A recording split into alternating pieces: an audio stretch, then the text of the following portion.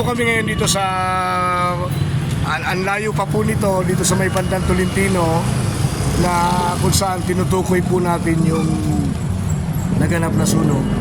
Pero ayon po sa mga nakuha nating impormasyon ay dito daw po sa may bandang Mariluz nangyari po yung sunog, no? So kasalukuyan kami ay naglalakad at binabaybay po namin itong area na to na kung saan ay tingtingnan natin kung ma-penetrate natin yung mismong pinanggalingan ng sunog. Pero along M.A. de la Cruz po ito, no? Di po talaga makapasok yung mga ibang sasakyan dahil po sa talagang punong-puno ang kalsada. Gilid na ito. Tuloy. Sige po. Punong-puno ng mga sasakyan itong kalsada dahil nga dito sa mga pamatay sunog na nandito ngayon, no? So pinipilit natin na baybayin itong area para lamang makita natin, no, makita natin yung kung saan talaga, no, itong pinangyarihan ng sunog. So sa kasalukuyan ay naglalakad kami dito at makita natin itong mga pamatay sunog na tuloy-tuloy naman Mababa to.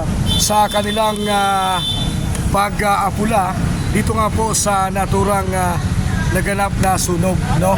So guys, tuloy-tuloy tayo sa pag-cover up nito habang naglalakad kami at binabaybay natin yung Gilid po. yung area, no?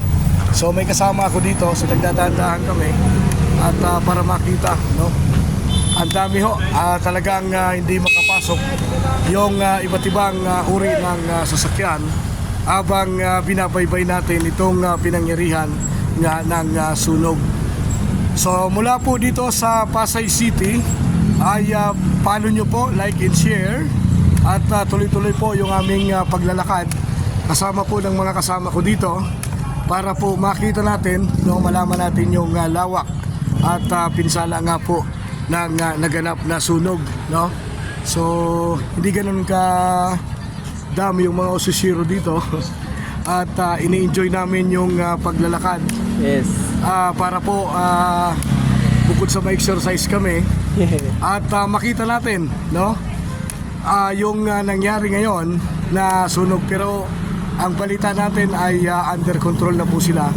Kaya lang hindi tayo hindi makapasok yung aming sinasakyang tricycle. Kaya ang ginagawa po namin ngayon ay naglalakad kami para lamang makapasok doon po sa aming tutuluyan na apartment, no? Ang hirap nito kasi buti na lang may kasama ako dito at birthday pa naman ito. Sige, bumati ka nga muna habang naglalakad tayo. Yun. Ayun. Nakikita nyo po ngayon yung mga bumbero na ano, at kinukunan po namin ng video ito.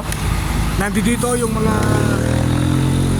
fire truck mula sa iba't ibang lugar sa Metro Manila. May ambulansya pa to. Ito, mayroon pang ambulansya dito. So, kita nyo po ngayon na nandito sa dinaraanan namin. Ito pong ambulance. Ayan, so tututukan namin ito ng video. Ayan, at dinadaan. At sa kabilang kanto naman ay yung mga pamatay sunog na tuluyang inaapula yung mga posibleng madamay nga nitong pong naganap na sunog dito po sa lungsod ng Pasay. So para po sa kaalaman ng lahat ay ang nasusunog po ay ito hong sa may bandang M.A. de la Cruz, sa may kanto ng Mariluz. Di natin matukoy kung saan banda dito, but dinadaan-dahan po namin, no? Yes. Dinadaan-dahan po namin baybayin yung lugar, no, na kung saan ay pinangyarihan nga nitong sunog. Ako po si JB at please like and share after po na may upload namin yung video sa inyo para naman po ay sa pagko-cover natin nitong naturang sunog. Ayan. Po kami dito. At kita-kita po ninyo ito. Ayan. So, malayo tayo dito sa pinangyarihan. Pero, ayan. Saan yung mga kasama natin? Ayan. So, pinapaypay po namin ito. May mga tao din sa likod. At naglalakad. Ayan. Para lamang makita.